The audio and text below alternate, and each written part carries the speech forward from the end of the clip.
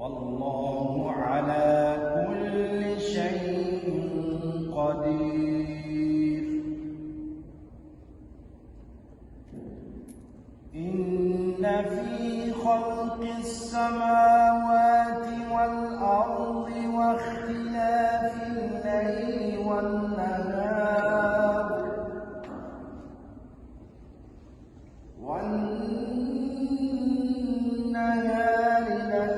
لآيات لأولي الألباب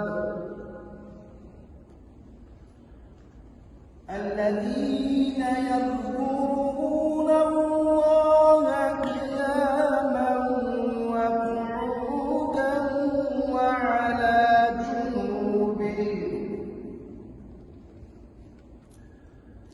وعلى جنوبهم ويتفكرون في خلق السماوات والأرض ربنا